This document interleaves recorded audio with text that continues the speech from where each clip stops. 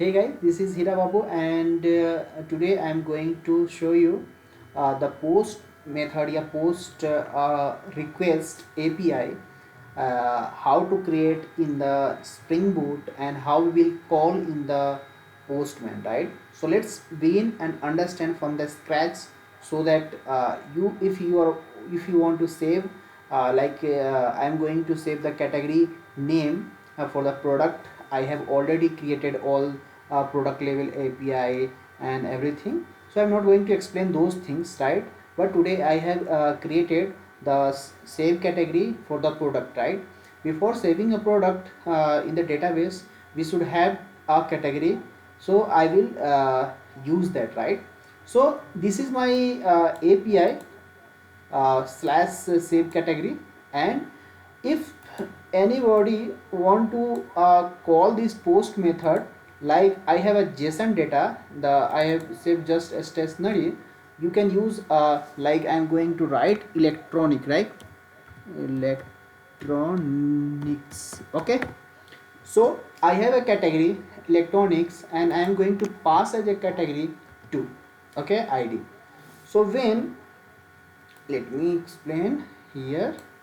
So now you can see that I have category as electronics and ID is equal to 2. Now I am going to hit the postman, and it will give a response with a 200, right? Response code. Yeah. So you can see status is 200, and time is taken, size, those things. We can save this response, and I have just returned those things, right? So ID is 2, category is electronics. So that is not the big headache. Let's understand the code part, right? So now you have aware with key our post method have a save category as a controller should have this request, post request, and it should take a object that contains category name and ID, and it should return as this, right? So let's understand the code.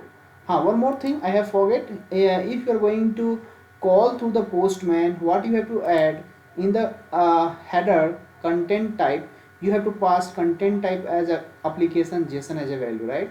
So that you can put the raw JSON type value, and it you can call those API that you have created, like I have created the same category.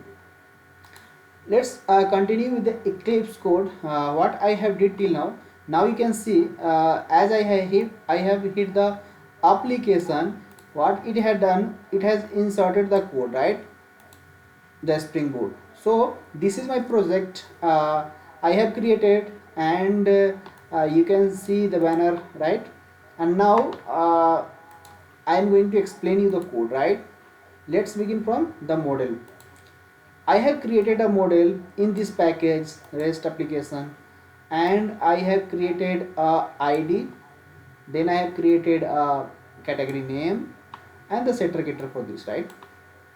So this is the entity, and this is the table attribute that it's defined as a class category.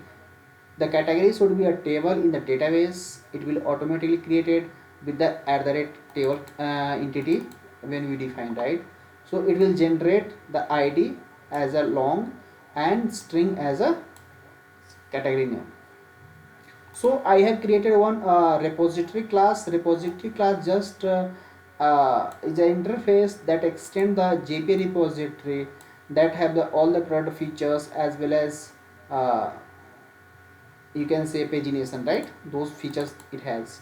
So in that we have passing our model class as well as the ID, and the annotated with the repository. Now I can explain you much better here in the contour is that you can auto-var your object category repository that I have just created here, and after the auto-var we can call this in the method. So what is the method? Method is category save category, and it is a request mapping, that is post mapping we have as a save category that we have already called in the postman. It is taking as an argument, it wants while saving a JSON object, that is we can say category. And as you see, category has two fields, ID and category. That when I have called the you can say API, post API, it demands category name and ID, right? So you can see that. Now what we can see here in the controller is that when we are going to call this endpoint, it requires a request body as a category, and it returns this.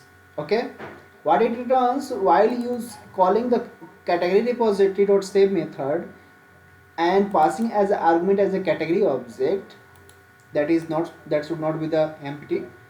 While we are calling this, it will return a category after the saving, right? So the current category it will save that you are passing. Okay, so in the database you can see, but I have this is my project, that is I am working for my own project. I will explain you one by one each functionality. Once it will complete, I will show you the whole picture. Meanwhile, you can go and check out on the Google parasonline.com, parasonlinecard.com, and you can see the each of the code, right? Each of the functionality. I will show you the one by one the functionality. Thank you guys. If you have any comment, please ping me. I will give the response.